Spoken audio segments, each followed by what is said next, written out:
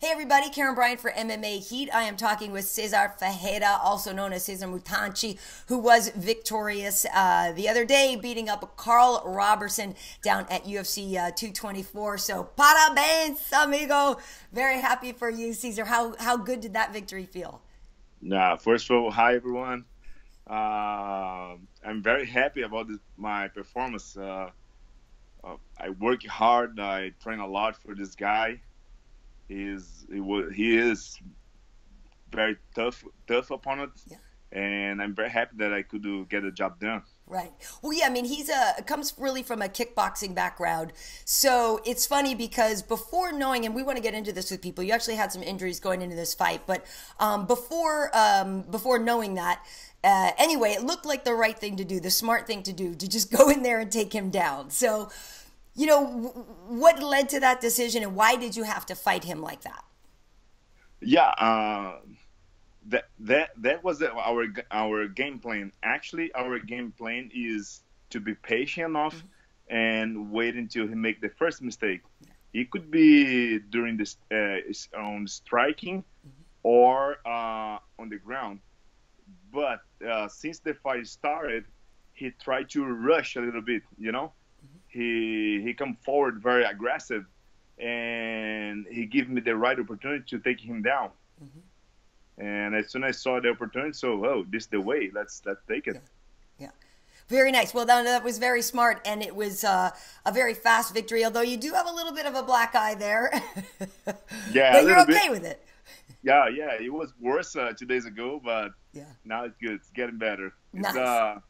kind of reward from the fight, no? Right, absolutely, absolutely. So what were the issues going into it? You posted some things on social media, and I know I've followed you over the years. I know you've had some tough injuries, some things in your spine, right? That the doctors even said that not only should you not fight, they just really didn't expect you to be able to even move that well, right? So what have you been through, Cezar, and how are you doing physically? Yeah, now thank God I'm very healthy. I'm okay. I'm good. But a few years ago, I had a very hard time dealing with my injury. So I had a back surgery. I had a very tough fight on the Texas against Andrew Craig. It's been 3 years, something like this. And after that fight, I could not move my leg. It was getting like numb my legs, Oh, and jeez, I had emergence. Sorry about my English. that's okay. Emergence surgery. Yeah, That the surgery lasts about 8 hours and a half. right. The doctor had to fuse my spine with 8 big screws, and 90% of the athlete Hmm. would not go back to the competition again. Right. 70% of the normal people that have this surgery the same as I have Hmm. could not go back to the normal life, like a Hmm. normal movement. Yeah. So I'm very very happy that God gave me strength enough to overcome that. Hmm. And like I said, nobody believed that still doing what I'm doing, training, fighting. Even the doctors say when they see my MRI or my Hmm. X-ray, they got scared. Oh man, how can you still training with that? Right. It's amazing, and I'm very happy. So 3 years ago, I was thinking about retirement Hmm. and how amazing he is, and that's what you need to insisting, Hmm. to pursue your dream. And now I'm thinking about to be champion. I'm about to get into the ranking, so I'm here. No, It's it's great. it's It's great. amazing. And so before the Robertson fight, though, was there anything else that happened during that camp, or were you okay in that camp? Sorry, could you hear it very well? Yeah, before this last fight with Robertson, were you okay, or was there something that came up during the camp as well? No, no. My last 6 fights, my health was okay. Okay, good. So the hard time was 3 years ago. Right, right. Well, it really is inspiring to see that you're doing so well. But yeah, when when you go to get cleared somewhere, do they look at all that, the commission before each fight, and then just like, wait a minute, what? Have you had a hard time getting cleared anywhere? No, Okay, actually good. not. No, because my spinal doctor cleared me, and Yeah, physical, I'm 100% okay. I'm good. good. I'm even stronger than before. I could Uh-oh. show that. Yes, that's great. Well, I want to ask you a Listen, couple my of things. opponent. You are at 185 pounds now, where you said, can make a run for the title, getting in the rankings. You did go down to 170 for a little while, and you had some success, but it wasn't quite as good for you. So what did you learn there when you went to 170, and why did you come back up in weight? Back then, like it was like 1 year after my back surgery, and back at that time I was feeling pain, and I had a desperate try. I give it a try to lower my weight to get lighter, Right. so my body doesn't have to carry too much weight, Yeah. to try to avoid pain. So, but it's a huge mistake because I almost dead to make that weight. No, Oh, yeah. 170 pound I was when I was 11 years old. So Yeah. kind of like Yeah. crazy. I don't know how did I do that.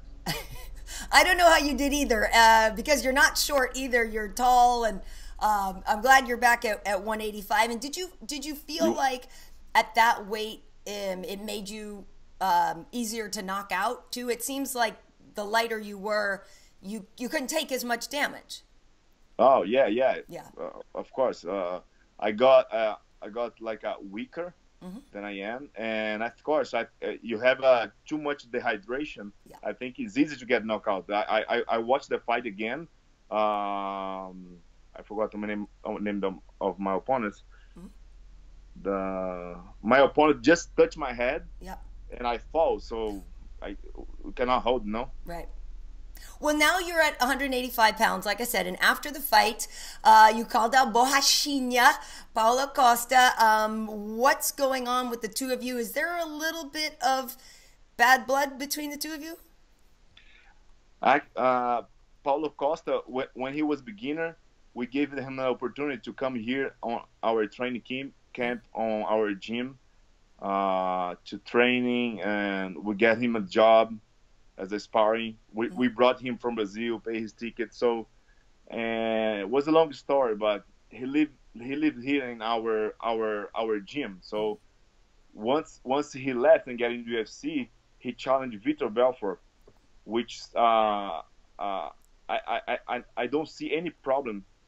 You challenge people, but you have to be respectful. Yeah. When you charge like a legendary fight, like a Vitor, Anderson, Nogueira, whatever, no, you cannot challenge the guy like this and call him as a coward. Right. You're a coward. You don't want to fight me. It's very unrespectful. And that's why I want to kick your ass, man. Teaching some respect, right? Vanderlei once told me in Brazil, if you don't show respect, you lose your dentes. Yeah, pretty much. Se você não respeitar, você vai perder os seus dentes. Exactly.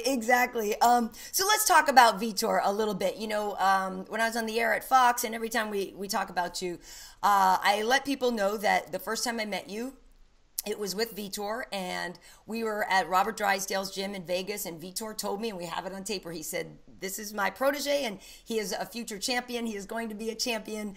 I still remember you doing the most insane capoeira I've ever seen. We bring that tape out every now and then and show it. It's so impressive.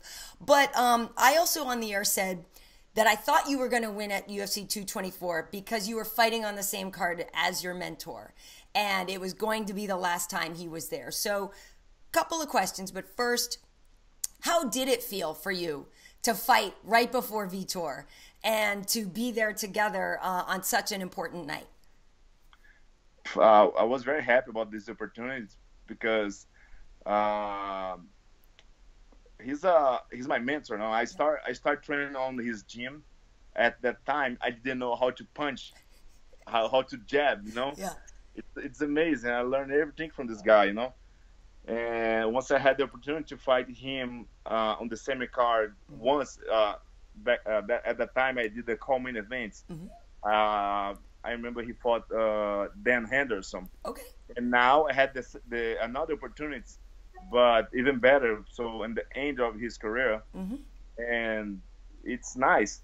And I asked the commissioner, can you put us on the separate locker room, because I don't wanna bother him. Okay, that makes And sense. like I get there because my fight, it was like a one fight before his fight, right? Right.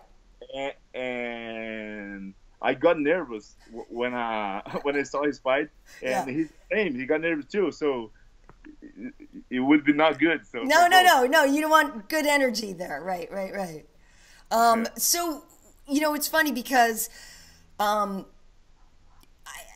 always think of you two together, and now you're carrying on the torch with Vitor stopping. Is there things that he's told you, like, was there one thing he told you about how to approach your career? Or, I mean, I know he's probably said a lot to you, but one thing that stood out to you the most that he taught you about how to approach this whole thing? yeah, I can say he teach me a lot how to behave as a professional athlete and how to behave as a businessman. So I learned a lot from this guy. So I'm very thankful for him. Yeah, when you think of him, and you think of him differently, but do you have a favorite fight of his? When I think of Vitor, I don't know that I necessarily have one favorite fight, but he was always exciting. There, you always had to pay attention. There was always something that he did that you were like, oh my God, and you knew that for the first few minutes of the fight, like anything could happen. So, Yeah. for you, is there something special that stands out to you? Oh yeah, yeah. Like you said, when Vitor Belfort go there to fight, so you expect something to happen at any time, right? Right. And the fight that I like is against Luke Rockhold when he get the spinning back kick. Oh yeah, was amazing. So that was amazing. It well, was amazing. it was like a surprise, no? Right, right. Well, now, so then how did you feel about the way the fight ended the other day with Lyoto? Because, obviously for a lot of us, we know that Vitor and Anderson fought and there was a kick like that. So how did you feel when you saw the same thing happen again? I feel really bad. I was in the conference room, and when I saw the Vitor get a knockout, I got in shock. I said, "Oh my God!" Yeah. And I could not hold it. I started crying because, like I said, this is my family. Yeah. And much more because that was his last fight. Should not end that way. But this is what it is, no? So this is our sport, and everything can happen. Yeah. So we need to learn how to handle that. Yeah. Well, it's funny because we talked about the kick that Lyoto landed on Randy, and we actually used some of the footage of us on Fight Pass one time on UFC Now, because I was telling them, I said, hey, when Randy was going to be fighting Lyoto Machida, I was there with Cezar. Cezar was trying to tell Randy, close your hands. Don't do this. He's going to go right up the middle, right? And I was there and I was helping you guys translate. It was much earlier when I was learning Portuguese. And I was like, Randy, all I can tell you is close this up. And it went right up the middle. And of course, we know what happened in that fight. So I'm sure, there was part of you that's like, yeah, we've been here before. We've seen this whole kind of kick before, right? Yeah. I think he did. Also, he did the same mistake. He just stopped in the front of Lyoto. Yeah. And Lyoto gives some fakes, and he did not move. He was like this, and suddenly he threw the front kick. Yeah. It's good for Lyoto. It's nice. It's a beautiful knockout too. But right. Well, and also, though, we heard that after the fact that Vitor was injured, his left knee was injured. So, you probably knew about that. A lot of us didn't know that, though. So that probably also makes you a little more sad, right, knowing that Vitor wasn't even really 100% in there? To be honest, I didn't know about the injury. Oh, you didn't know? Okay. He didn't say anything. because I did my training camp here in Miami Yeah. at MMA Master, and he had his training camp in Canada Right. on TrueStar.